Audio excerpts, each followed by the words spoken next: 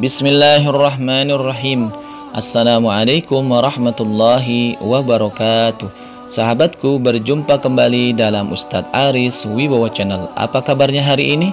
Mudah-mudahan dalam keadaan sehat walafiat, senantiasa mendapatkan lindungan dari Allah Subhanahu wa Ta'ala. Sahabatku, kembali kita akan melanjutkan kajian kita, yang kali ini kita akan membahas sebuah pertanyaan. Apakah pertanyaannya?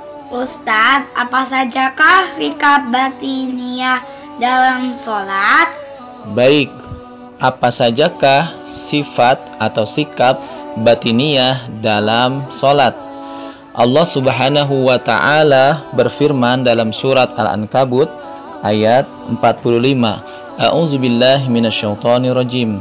Utlu ma uhiya ilaika minal kitabi wa aqimis shalah. Innas salata tanha 'anil fahsya'i wal munkar wa la dzikrullahi akbar wallahu ya'lamu ma tasna'un.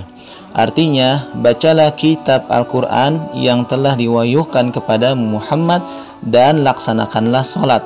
Sesungguhnya sholat itu mencegah dari perbuatan keji dan munkar. Dan ketahuilah, mengingat Allah dengan sholat itu lebih besar keutamaannya dari ibadah yang lain. Allah mengetahui apa yang kamu kerjakan. Sahabatku, sholat ketika kita melakukannya dengan benar, dengan khusyuk, dia dapat mencegah perbuatan keji dan munkar. Dalam sebuah hadis diriwayatkan oleh Imam Muslim, bahwasanya Rasulullah SAW bersabda, "Was-salatu nurun."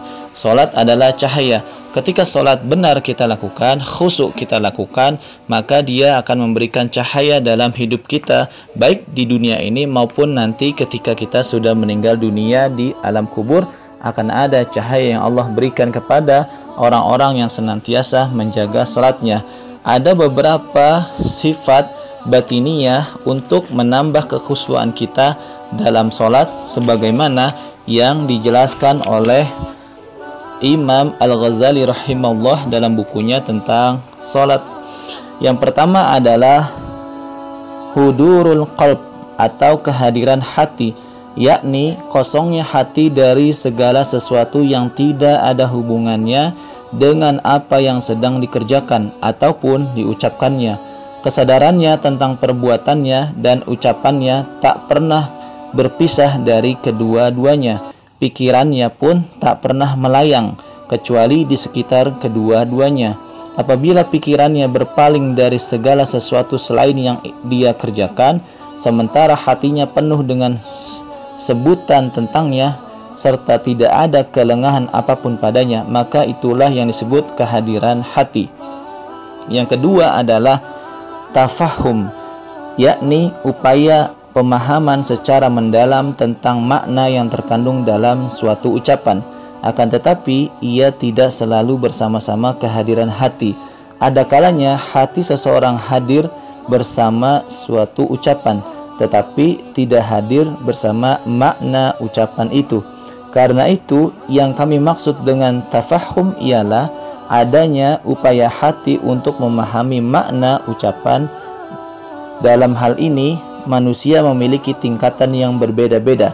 Mereka tentunya tidak sama pemahamannya tentang makna-makna Al-Quran serta bacaan-bacaan tasbih dan sebagainya. Betapa banyak makna indah dan lembut yang dapat dipahami oleh orang yang sedang sholat, padahal tidak pernah terlintas dalam hatinya sebelumnya itu. Oleh sebab itu, sholat dinyatakan sebagai pencegah perbuatan keji dan munkar, karena sholat memberikan pemahaman tentang hal-hal yang tak ragu lagi dan mencegah seseorang dari kekejian. Yang ketiga, sikap batiniyah dalam sholat adalah ta'zim, yakni pengagungan dan penghormatan. Ini adalah sesuatu yang lain dari kehadiran hati dan tafahum. Seseorang berbicara kepada sahayanya dengan pembicaraan yang disadari atau dihadiri oleh hatinya dan dipahami makna-maknanya. Namun hal itu sama sekali tidak disertai dengan takzim terhadap sahayanya itu. Jadi takzim adalah sesuatu yang tidak harus bersama kehadiran hati dan tafahum. Yang keempat adalah haibah. Ia adalah suatu sikap yang melebihi takzim, Ia adalah ketakutan kepada seseorang yang bersumber dari ta'zim terhadapnya. Jadi bukan sembarang ketakutan. Ketakutan kepada kalajengking atau kejahatan perilaku seseorang dan sebagainya tidak dinamakan haibah, tetapi ketakutan kepada seorang pemimpin atau sultan yang diagungkan misalnya disebut sebagai haibah karena memiliki keutamaan di hadapan para umat. Yang kelima adalah roja atau pengharapan. Tentu ini adalah sesuatu yang lain dari sifat-sifat atau perasaan-perasaan di atas. Betapa banyak orang mengagungkan seseorang raja, merasa takut kepadanya dan mencemaskan hukuman darinya, tetapi tidak mengharapkan ganjaran darinya. Seorang hamba Allah yang sholat seyogyanya mengharapkan ganjarannya atas sholatnya itu, sebagaimana ia takut akan hukumannya disebabkan kelalaiannya. Yang keenam, sikap batiniyah seseorang dalam sholat. Dan yang terakhir ini adalah hayya atau rasa malu. Ia juga adalah perasaan yang berada di luar perasaan-perasaan di atas secara umum. Sumbernya ialah perasaan hati akan kelalaiannya serta perkiraan telah melakukan dosa. Dalam kenyataannya mungkin saja dibayangkan adanya takzim, ketakutan dan harapan, tetapi tanpa rasa malu, yaitu bila seseorang tidak memperkirakan atau menyadari dirinya telah berbuat kelalaian atau berbuat dosa. Sahabatku, itulah beberapa sikap-sikap batiniyah kita dalam sholat, sehingga jikalau sikap-sikap itu ada dalam diri kita bisa menambah kekhusyukan dalam sholat kita.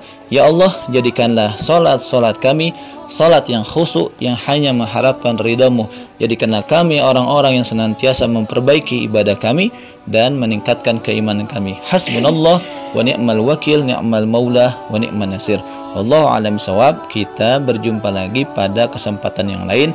Sahabatku, jangan lupa untuk like, share, and subscribe channel Dongeng ini. Wassalamualaikum warahmatullahi wabarakatuh.